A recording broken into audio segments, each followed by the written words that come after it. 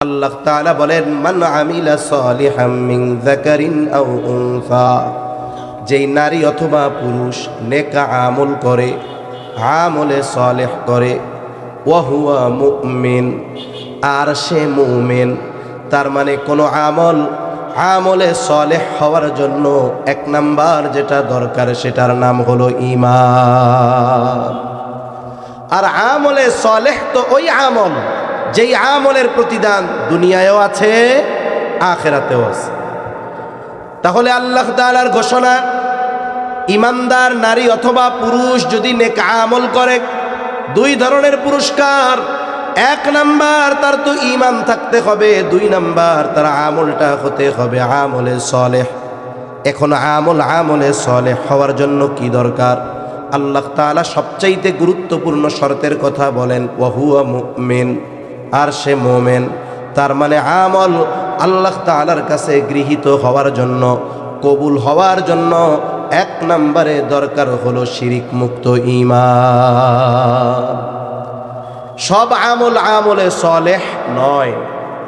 যেই আমলগুলোর মধ্যে এই শর্ত কয়েকটা আলোচনা করব, এগুলো পাওয়া যাবে, এগুলো আমলে সালেহ। নামাজ পড়লেই ওই নামাজ আমলে সালেহ হয় না।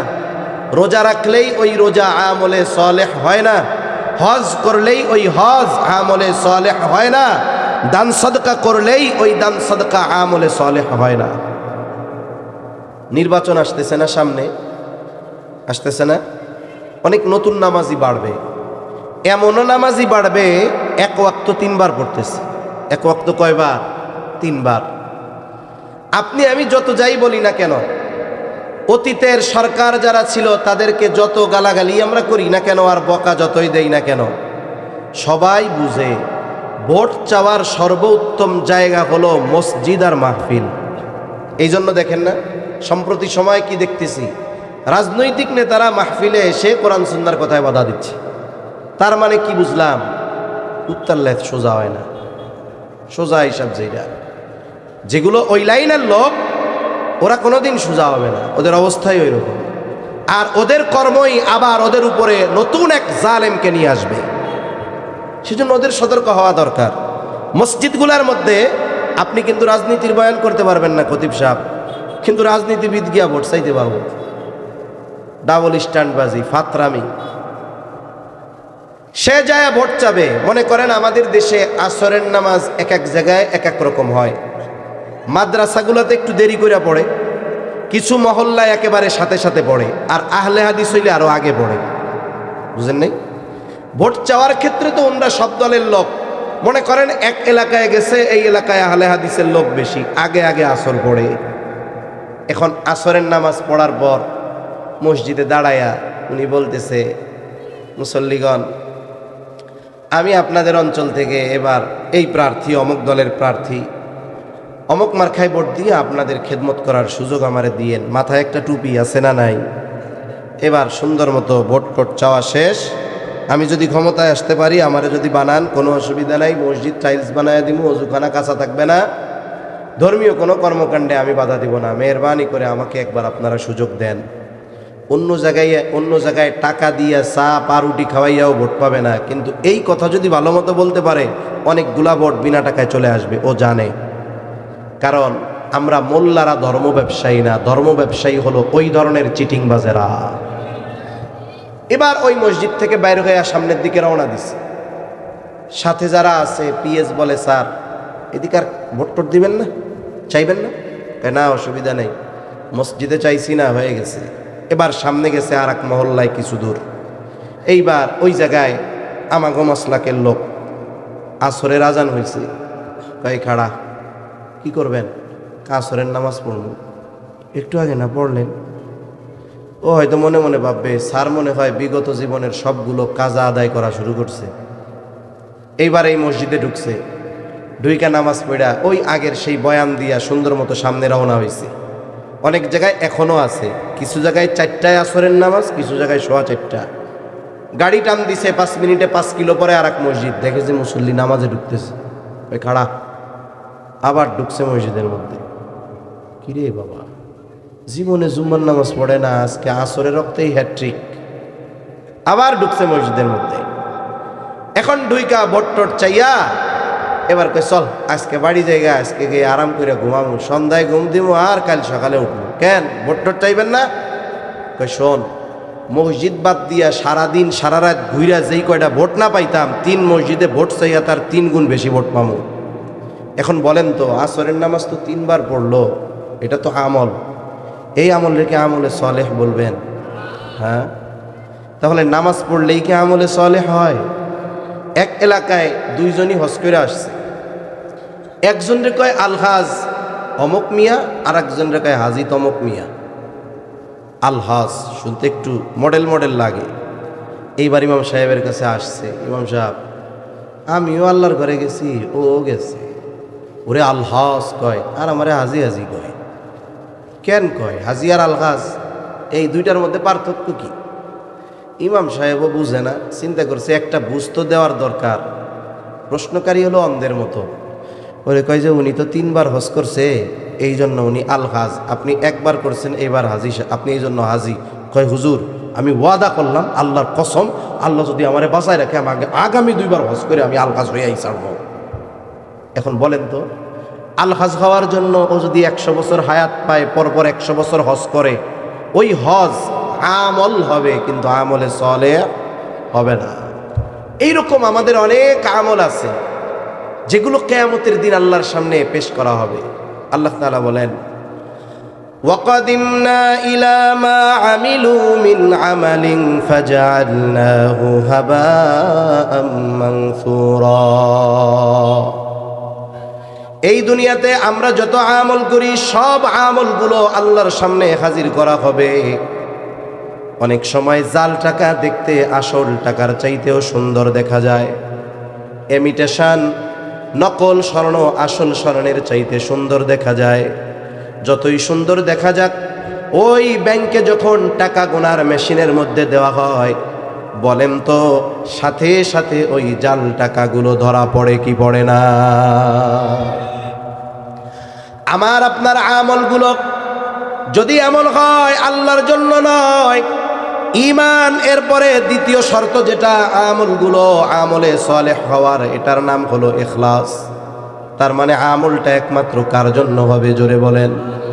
এখন ওই আমলটা মানুষ দেখতেছে অনেক সুন্দর, আমি নামাজে দাঁড়িয়েছি, ধীর স্থিরতার সাথে দাঁড়িয়ে কেরাত পড়েছি, কত স্থিরতার সাথে রুকু করেছি, রুকু থেকে সুন্দর মতো খাড়া হয়ে দাঁড়িয়েছি।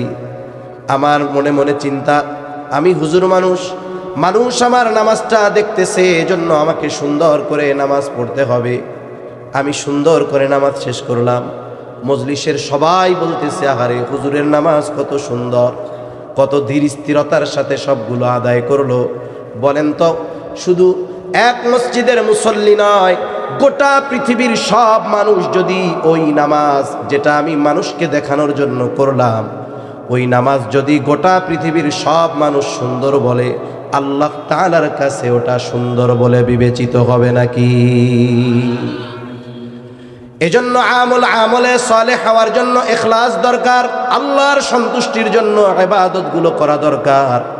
বলে যে ইবাদতগুলো আল্লাহর জন্য করা হয় নাই, সব ইবাদতগুলো যখন আল্লাহর সামনে হাজির করা হবে, আল্লাহ তাআলা জানায় দেন যেই আমলগুলো আল্লাহর জন্য করা হয় নাই, মানুষের প্রশংসার জন্য করা হয়েছে, মানুষকে দেখানোর জন্য করা হয়েছে, হোক নামাজ, হোক রোজা, হোক সাদকা, যত আমল হোক না কেন, আল্লাহ তাআলা বলেন ফাজআলনাহু হাবাআম মানসুরা, ওই আমলগুলোকে আমি ধুলি কণায় পরিণত করে ফেলব,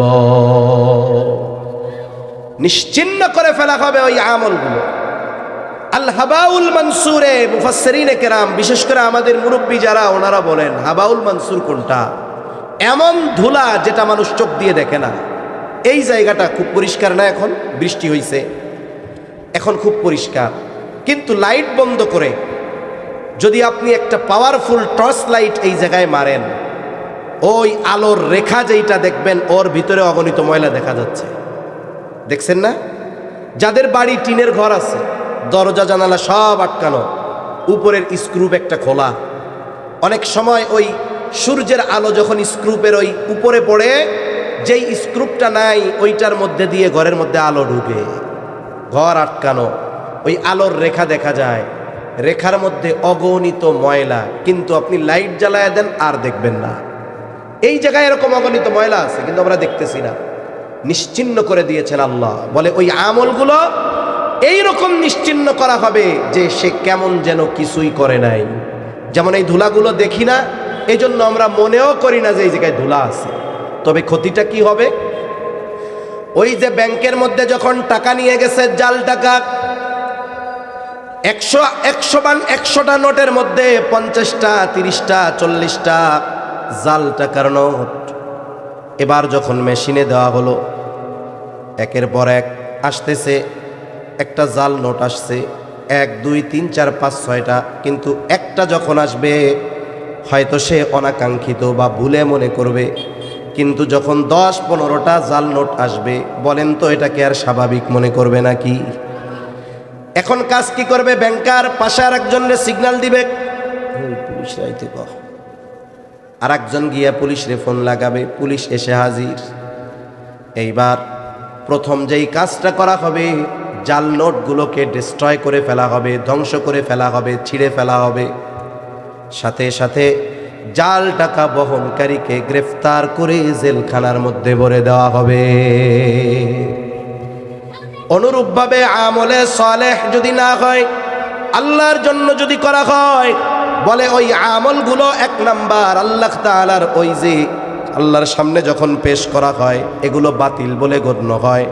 দ্বিতীয়ত ইবাদতের হকদার একমাত্র আল্লাহ তাআলা।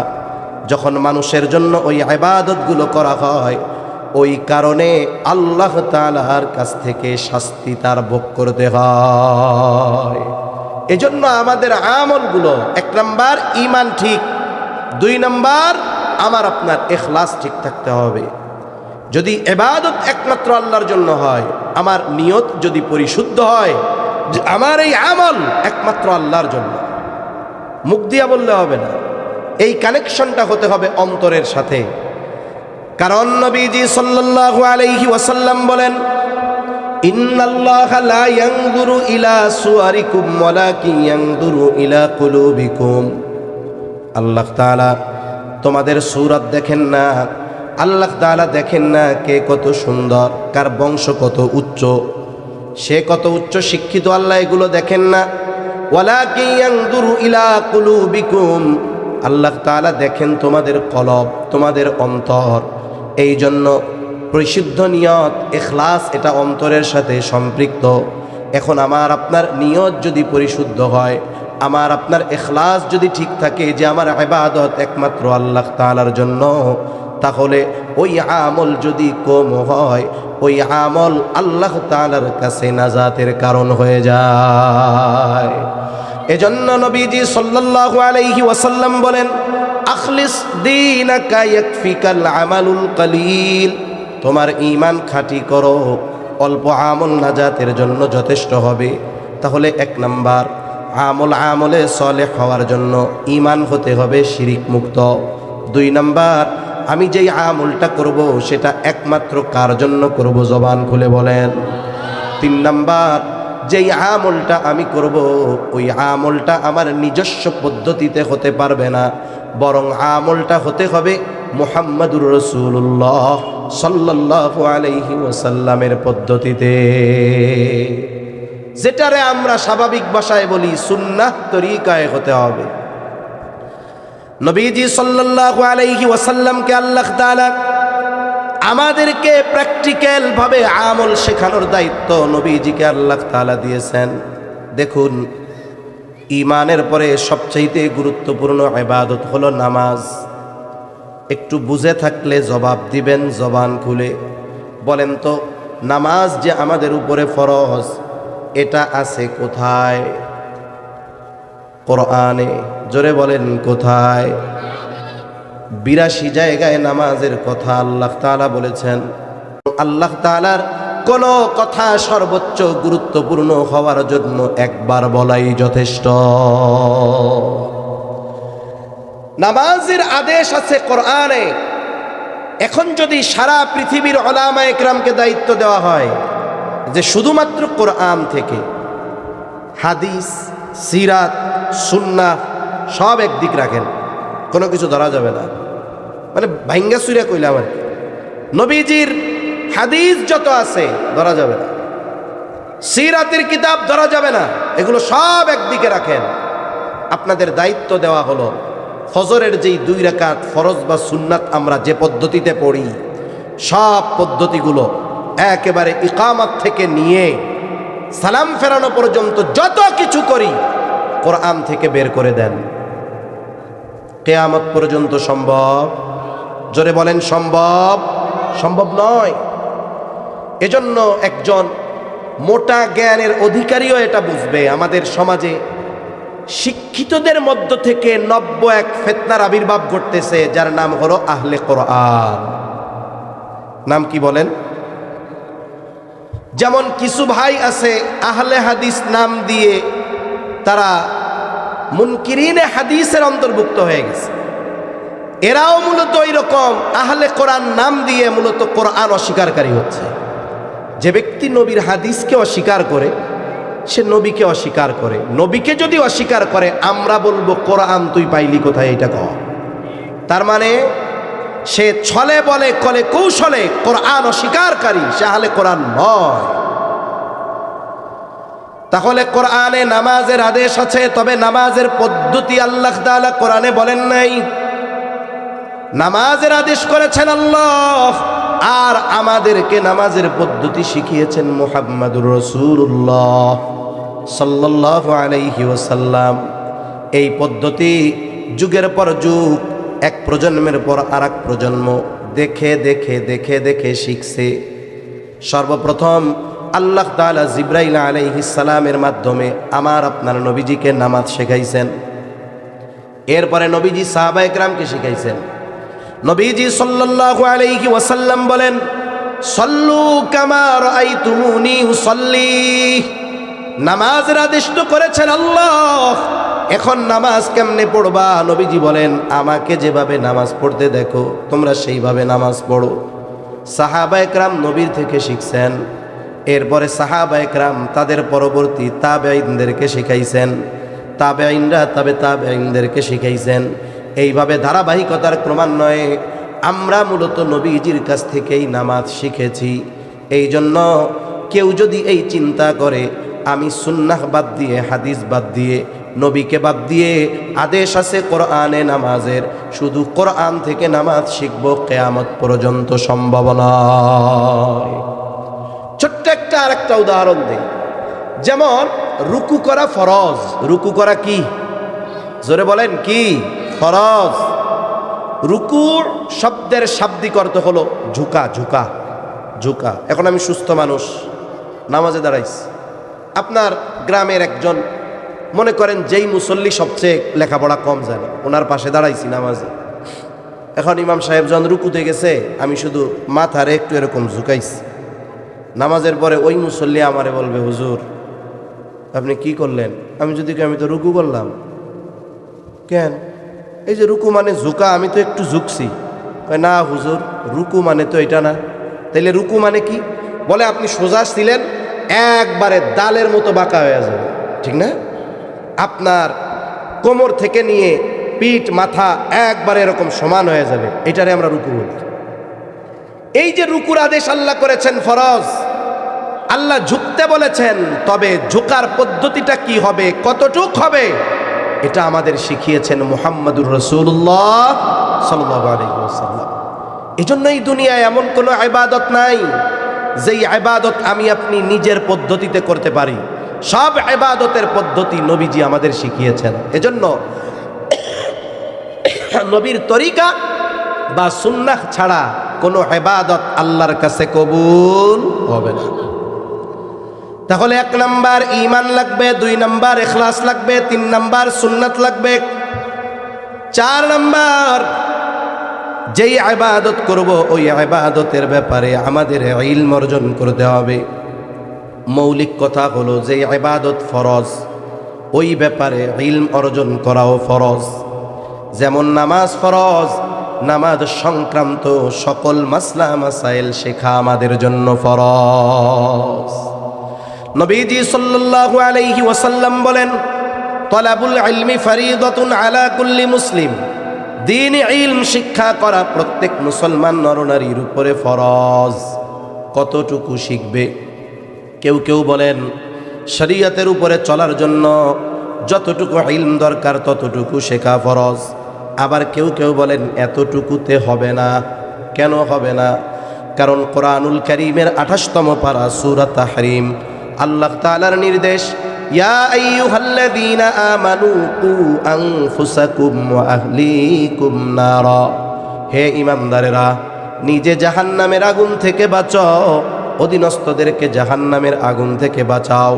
তাইলে নিজে বাঁচার জন্য যদি আমাকে আপনাকে ইলম অর্জন করতে হয়, আমল করতে হয়, দ্বীনের উপরে চলতে হয়, আমার আপনার অধীনস্থদেরকে দ্বীনের উপরে চালানোর জন্য ইলম দরকার আছে না নাই? এজন্য ওইটুকু ইলম প্রত্যেকের জন্য শেখা ফরজ। কতটুকু? বলে দ্বীনের উপরে চলতে যতটুকু ইলম দরকার অধীনস্থদেরকে চালানোর জন্য আর নিজে চলার জন্য যতটুকু দরকার অতটুকু শেখা ফরজ। কিন্তু আফসোস, আমাদের সমাজে বিপুল সংখ্যক মানুষ এই পরিমাণ ইলম আমরা শিখি নাই। এজন্য আমাদের ফিকির থাকা দরকার, মসজিদগুলা শুধু 5 ওয়াক্ত নামাজের জায়গা হলে হবে না। আমরা শুধু মনে করি মসজিদ 5 ওয়াক্ত নামাজ পড়মু আর বাইরমু, এটা হইল কাম। কিন্তু মসজিদ তো আমার জীবন গড়ার জায়গা হওয়া দরকার ছিল। ফলাফল কত খারাপ এই দুনিয়ার জানেন? এক এলাকার কথা বলি, গত শুক্রবারে গেছি সেই জায়গায়। ইমানে মুফাসসাল আছে না? ইমানে মুফাসসাল, আমানতু বিল্লাহি ওয়া মালাইকাতিহি ওয়া কুতুবিহি। এই হাদিসটা হলো মূলত ইমানের যে 6টা ভিত্তি আছে, এই 6টা ভিত্তির আলোচনা এই জায়গায়। তা এই ইমানে মুফাসসাল এক মাহফিলের মধ্যে গিয়া ধরছি, একজন একটু ইমানে মুফাসসাল কন, আলেম ওলামা বাদে মোটামুটি ভালোই মানুষ, একজনও দাঁড়াইয়া ইমানে মুফাসসাল কইতে পারে নাই, কিন্তু নামাজি আছে অনেক। এরপরে কি কইছি জানেন? ইমানে মুফাসসালের ব্যাখ্যা করতে গিয়া কিছু সংক্ষিপ্ত আলোচনা করছি যে আমরা ইমান এনেছি অকুতুবিহি, আল্লাহর নাজিলকৃত কিতাব সময়ের উপর। আমরা ছোটবেলায় পড়ছি আসমানি কিতাব 104 খানা, এর মধ্যে বড় হইল 4 খান আর 100 হইল ছোট কিতাব সহিফা, বিভিন্ন নবী রাসূলের উপর আল্লাহ নাজিল করছে। তা এক জিজ্ঞাসা করলাম, ওলামা একরাম বাদে, আপনারা তলিবুল ইলমরা বাদে, একজন একটু এই 4 কিতাব কোন কোন নবীর উপরে নাজিল হয়েছে, কোন কিতাব একটু দাঁড়ায় কর। একজন লোক বলতে পারে নাই। একজন দাঁড়াইছে, 4টা কইতে দেয়া 3টা ভুল হয়েছে তার, এটা তার পারা কয় না। তাহলে একটু চিন্তা করেন তো আমাদের অবস্থাটা কি? বুঝতে পারছেন অবস্থা কি? এখন আমি 2-4 জনকে ধরি, বলে এবারে আবার কয় কি রে, কারে ধরে উল্টা পাল্টা গ্যাঞ্জাম লাগাই দিব। তা আমাদের অবস্থা কি? যে আসমানি 104 খানা কিতাবের বড় 4 খান কিতাবের নাম আমরা বলতে পারতেছি না। আমাদের ইলমের দশাটা কি চিন্তা করে দেখেন। অনেক নামাজি আছে, সে চিন্তা করে এগুলো শেখার কে দরকার, বলে ইলম যদি না শেখা হয় তাইলে নামাজ হচ্ছে না, না হচ্ছে আপনি টের পাবেন না। এই জন্য ইলম বড় দামি এক জিনিস। আমাদের বর্তমান দুনিয়ার অন্যতম একজন মুহাক্কিক আলেমে দ্বীন, আমাদের জাতীয় মসজিদ বাইতুল মুকাররমের সম্মানিত সুযোগ্য খতিব মাওলানা আব্দুল মালিক সাহেব, বারাকাল্লাহু ফি হায়াতি, সকলে বলি আমিন। হযরত বিবাড়িয়ায় এক প্রোগ্রামে ওলামা একরামের মজলিসে গিয়া বলছেন, আমারে জিজ্ঞাসা করেছে, তখন উনি খেড়িঘর মাদ্রাসায় পড়ে চাঁদপুর, ইমান বড় না ইলম বড়? উনি জবাব দিছে ইলম বড়। কোন হিসাবে? বলে ইমান যদি শুদ্ধভাবে আনতে হয়, ইমানের উপরে যদি থাকতে হয়, ইলম ছাড়া সম্ভব নয়। আমি ঘোষণা দিলাম ইমান আনলাম, কিন্তু আমার কাছে ওই ইলম নাই যে কোন কারণে ইমান ভেঙে যায়। তাইলে আমার ইমান যদি আমার কোনো কাজের কারণে ভেঙে যায়, আমি টেরই পাবো না। ইমান যদি ভেঙে যায় তাইলে আমার যত আমল কোনো কাজে আসবে না। এজন্য আমাদের মানুষেরা ইলমকে ছোট কিছু মনে করে, দূর এই মোল্লা মৌলবী অমু এগুলো শিক্ষা, অথচ এই ইলম কত দামি সম্পদ। নামাজে দাঁড়াইছি মুসল্লি, নামাজের বাহিরে ভেতরে 13 ফরজ, তাই না? এই ফরজগুলা থেকে যদি একটা ছুটে যায়, বলেন তো নামাজ হবে নাকি? এখন যেই আল্লাহর বান্দা এই 13 ফরজ জানে না, ওর যদি 13টা থেকে একটা ছুটে যায়, ও কি টের পাবে নাকি? ও টের পাক আর না পাক, নামাজ কি থাকবে নাকি? নামাজ থাকবে নাকি? ঘটনার ওয়াজ ভাল লাগে, এগুলা ভাল লাগে না। তাহলে নামাজি নামাজ পড়তেছে, নামাজের বাহিরে ভিতরে 13 ফরজ জানে না। নামাজের ওয়াজিব 14টি, বলে ওয়াজিব যদি ছুটে যায় সাহু সেজদা দিতে হবে, না দিলে নামাজ হবে না। যে আল্লাহর বান্দা নামাজের ওয়াজিব 14টা জানে না, ওয়াজিব ছুটলে টেরও পাবে না, সাহু সেজদা দিবে না, তার নামাজও হবে না। নামাজ ভঙ্গের কারণ 19টি। এই 19টি কারণ থেকে যদি একটা কারণ পাওয়া যায়, নামাজ থাকবে না, ভেঙে যাবে। এখন যদি মুসল্লি নামাজ ভঙ্গের 19 কারণ না জানে, বলেন তো নামাজের মধ্যে যদি নামাজ ভঙ্গের কোনো কারণ পাওয়া যায়, সে টের পাবে নাকি? সে টের পাক আর না পাক, নামাজ ভঙ্গের কারণ নামাজের মধ্যে তার মধ্যে প্রকাশ পাওয়ার কারণে তার নামাজ থাকবে না। সাথে সাথে তাহারাত তথা পবিত্রতা সম্পৃক্ত মাসালাগুলো জানতে হবে। গোসলের ফরজ জানতে হবে, অজুর ফরজ জানতে হবে, অজু ভাঙ্গার কারণগুলো জানতে হবে। আফসোস, যদি 30, 25, 35 বছরের মুসল্লি, তারেও যদি জিজ্ঞাসা করা হয় অজু ভাঙ্গের 7টা কারণ কন, বলবে হুজুর আমার পোষা বাইতেছে, পরে কমনে বাকবদর দিয়া ওইদিকে। তাহলে এগুলো আমাদের জানা কতটা জরুরি। আপনি পড়ছেন অনেক আগে, কেন আপনি আপনার ইমাম সাহেবরে বলেন না এগুলো আমাদের শিখান? মাদ্রাসা আছে, আপনারা যদি বলেন মুরব্বীরা যে আমাদেরকে একটু দৈনিক আধা ঘন্টা হোক, সপ্তাহে 3 দিন আধা ঘন্টা করে হোক, এই জরুরতে দিন, যেই মাসালা মাসাইলগুলো জরুরতে দিন আমাদেরকে একটু শেখায় দেন। আপনাদের মাদ্রাসার মুহতামিম, মসজিদের ইমাম সাহেব বলবে আমরা খুব ব্যস্ত, আপনাদের এগুলো শেখাতে পারবো না, বলবে? জীবনেও তারা বলবে না এগুলো। কিন্তু আমরা আমাদের দুর্বলতাকে প্রকাশ করতে চাই না কেন? আমি যে দোয়ায় কুনুত পারি না, ইমামরে তো সকাল বিকাল 3টা ঝাড়ি মারি, দোয়ায় কুনুত যে পারি না, এটা জানলে ইজ্জত থাকবো? এই জন্য আমি জানি না, যে এটাও আমি শিখতে রাজি হই না, যে আমার দুর্বলতার কথা তারা জেনে যাবে। খবরদার, এই যে লজ্জা বা ভয় বা একটু লজ্জিত হওয়ার আশঙ্কা, এই জন্য শিখি না। এখন বলেন তো, না শেখার কারণে আখেরাতে জান্নাতুল ফেরদাউস, না শেখার কারণে আখেরাতে কি আছে? ডান্ডা। কোন কি আছে? ডান্ডা। বলেন তো আখেরাতের ডান্ডা বাড়ি ভালো, নাকি ওই তুলনায় দুনিয়া একটু লজ্জা পাওয়া ভালো? দুনিয়া একটু লজ্জা পান তাও শিখেন, আখেরাতের চিরকালের ডান্ডা বাড়ি থেকে বাঁচা যাবে। তাহলে 4 নাম্বার, যেই ইবাদত করব ওই ইবাদতের মাসলা মাসাইলগুলো জানতে হবে, এটাই হলো ইলম। 5 নাম্বার, সবচাইতে গুরুত্বপূর্ণ বিষয়গুলোর মধ্যে অন্যতম বিষয়, আমার খাবারটা হালাল হতে হবে। শুধু খাবার হালাল হলে হবে না, ওই হালাল খাবার যেই টাকা দিয়ে কিনবেন ওই উপার্জনটাও হালাল হতে হবে। অনেক মানুষ আছে ফাঁকি ঝুঁকি দেয় না, চাকরি বাকরি খুব ভালো করে। একজন এসে কয় হুজুর যে চাকরি করি, সিসি ক্যামেরা 50টা লাগানো, 8 ঘন্টা ডিউটি, 8 সেকেন্ডও বসার টাইম নাই, কোনো ফাঁকি ঝুঁকি নাই, যা বেতন পাই সব হালাল। তুই কি কাম করস? কয় ঢাকা শহরে এক মদের বারে চাকরি করি। হায় হায় হায়, ও যতই এখলাসের সাথে ওই চাকরি করুক, ওই উপার্জন তার হারাম হবে। ও তো মদ পরিবেশনকারী হিসাবে আল্লাহর রসুলের লানত ওর উপরে সবসময় পড়তেছে। এজন্য যেই মাধ্যমটা হবে এটাও হালাল মাধ্যম হতে হবে। সাথে সাথে যেই খাবার সে কিনবে এটা তার জন্য হালাল হতে হবে। অনেক সময় অনেক মানুষ আছে উপার্জন যা হয় হোক, খাবার কেনার ব্যাপারে সতর্ক। গরুর গোস্ত কিনতে গেলে কসাইরে 15 বার জিজ্ঞাসা করে বিসমিল্লাহ কইছিলি, নাহলে তো হারাম হয়ে গেল।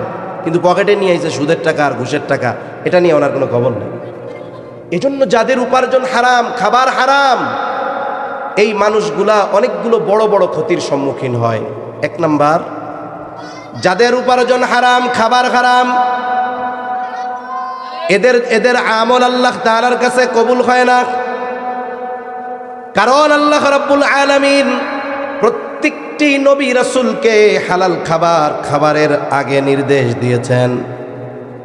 আল্লাহ তাআলার নির্দেশ, হে রাসূলগণ, কুলু মিনাত তাইয়্যিবাত ওয়া আমালু সলিহা, আপনারা পবিত্র খাবার খান আর আমলে সলেহ করেন। তাফসীরের দিকে যাব না, আমি শুধু আমাদের মুরব্বীদের কথা আপনাদের শোনাবো। বলে যেই বিষয়গুলো এই নির্দেশনার মধ্যে পাওয়া যায়, এর মধ্যে অন্যতম নির্দেশনা, যার খাবার পবিত্র নয় আর যেটা হারাম সেটা কখনো পবিত্র হতে পারে না। দেখতে যত সুন্দর হোক, ঘ্রাণটা যত ভালো হোক, এটা অপবিত্র। বলে তা আপনারা পবিত্র খান আর আমলে সলেহ করেন। তার মানে কারো আমলে সলেহ হওয়ার জন্য, আল্লাহর কাছে কবুল হওয়ার জন্য খাবারটা হালাল হওয়া জরুরি। তাহলে 1 নাম্বার, খাবার যার হারাম, অপবিত্র, তার ইবাদত আল্লাহর কাছে কবুল হবে না। 2 নাম্বার, খাবার হারাম, উপার্জন হারাম, দোয়া কবুল হবে না। যত দোয়া সে আল্লাহর কাছে করুক না কেন কবুল হবে না। 3 নাম্বার, নবীজি সাল্লাল্লাহু আলাইহি ওয়াসাল্লাম বলেন, লা ইয়াদখুলুল জান্নাতা জাসাদুন গুদিয়া বিল হারাম, হারাম বক্ষণকারীর শরীর জান্নাতে প্রবেশ করবে না। ইবাদত কবুল হবে না, দোয়া কবুল হবে না, জান্নাতে যাইতে পারবে না। এখন বলেন তো, শুধুমাত্র যদি হারামের জন্য এগুলো থেকে বঞ্চিত হতে হয়, এর চাইতে কষ্টের আর কিছু হইতে পারে? এজন্য দুনিয়ায় নুন ভাত, পান্তা ভাত যাই খাই, হালাল খাবো। একটু ভোগবিলাস আর মজা করতে গিয়ে, দুনিয়ার মানুষের সাথে তাল মিলিয়ে চলতে গিয়ে হারামের দিকে পা বাড়াবো না। জোরে কোন ইনশাআল্লাহ। তাহলে আমার আপনার আমল আল্লাহর কাছে কবুল হবে 5টি শর্ত। 1 নাম্বার ঈমান, 2 নাম্বার ইখলাস, 3 নাম্বার নবীজির সুন্নাহ, 4 নাম্বার ইলম, 5 নাম্বার হালাল খাবার উপার্জন। নারী পুরুষ যদি এই শর্তগুলো ঠিক রেখে আমল করে, ওই আমল কবুল করবেন কে? জোরে বলেন।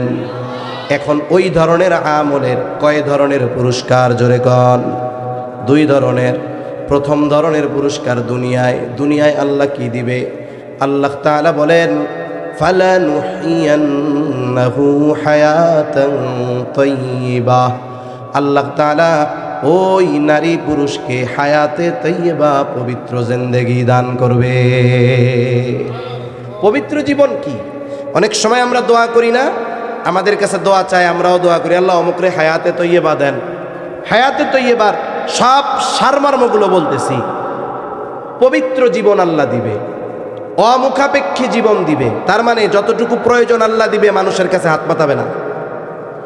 ওই জীবনে শান্তি থাকবে, সুখের আসবাব কম থাকতে পারে। হয়তো তার বাড়ি পাকা থাকবে না, হয়তো তার এসি থাকবে না, হয়তো তার চলার জন্য গাড়ি থাকবে না, বাড়ি হয়তো মাটির হবে, চাল হয়তো টিনের হবে, কিন্তু আল্লাহ তাকে শান্তি দিবে।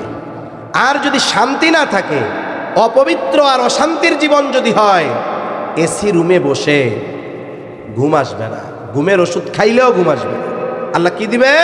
পবিত্র জীবন দিবে, অমুখাপেক্ষী জীবন দিবে, শান্তিময় জীবন দিবে, সাথে সাথে ইবাদতে মজা আল্লাহ দান করবে। সুবহানাল্লাহ বলে। ইবাদতের মজা কি? এটা কেমনে বুঝাই? যে শীতের কাল আসতেছে না, শীতের সময় দেখবেন আমাদের মসজিদগুলাতে কিছু খুনে বুড়ো আসে নামাজ পড়ার জন্য। বুড়া মানুষ আসে না কিছু, দেখবেন যেরকম কাঁপতে কাঁপতে আসতেছে। এই লোকটারে জিজ্ঞাসা করবেন ইবাদতে মজা কি? যে আপনি এই রাত্রে গরম কম্বলের থেকে বের হয়ে ঠান্ডা পানি দিয়ে ওযু করে কাঁপতে কাঁপতে মসজিদে আসছেন কেন? ওই ব্যক্তি এই ইবাদতে মজা পেয়েছে বিদায় এই ঠান্ডা, এই কষ্ট তাকে গরম লেপের মধ্যে থাকতে দেয় না। তার কাছে ওই আরামের লেপের চাইতে আল্লাহর কুদরতি পায়ে সেজদা করা বেশি মজার। এজন্য এক বুজুর্গ বলেন, ইবাদতের কি মজা, এটা যদি দুনিয়ার রাজা বাদশারা বুঝতো, আর যদি এটা কেড়ে নেওয়ার সুযোগ থাকতো, তাইলে এই ইবাদতের মজা কেড়ে নেওয়ার জন্য ওরা যুদ্ধ করতেও পিছপা হইতো না। আল্লাহ তাআলা এই জিনিসগুলো দুনিয়ায় দিবেন, আখিরাতে কি দিবেন? ওয়ালানাজজিয়ান্নাহুম আজরাহুম বিআহসানি মা কানু ইয়ামালুন। আসলে দুনিয়ায় আমরা যে আমল করি, এর দ্বারা এর বিনিময়ে আখেরাতে জান্নাত পাওয়া অসম্ভব। কিন্তু আল্লাহ তাআলা আমাদের প্রতি বড় দয়ালু। আল্লাহ জানায় দেন, ওয়ালা নাজজিয়ান্নাহুম আজরাহুম বিআহসানি মা কানু ইয়ামালুন। আল্লাহ তাআলা বলেন, আমি অবশ্যই দুনিয়ায় তারা যে আমল করত তার চাইতে অতি উত্তম প্রতিদান আল্লাহ আমি তাদের দান করব। তাহলে আমরা আজকে থেকে এই 5 শর্তের আলোকে আমরা আমাদের আমলগুলো করব, বলেন ইনশাআল্লাহ। তাহলে দুনিয়ায়ও শান্তি, আখিরাতেও শান্তি। দুনিয়ায়ও শান্তি, আখিরাতেও শান্তি। আর সফল তো তারাই, আল্লাহ তাআলা বলেন, ফামান যুহজিহা আনিন নার ওয়া উদখিলাল জান্নাতা ফাকাদ ফাজ। শান্তি আর সফলতা এই বিষয়গুলোর মধ্যে। আল্লাহ সুবহানাহু ওয়া তাআলা আমাদের সবাইকে কথাগুলো বুঝবার তৌফিক দান করেন। আমিন। ওয়া আখিরু দাওয়ানা আনিল হামদুলিল্লাহি রাব্বিল আলামিন।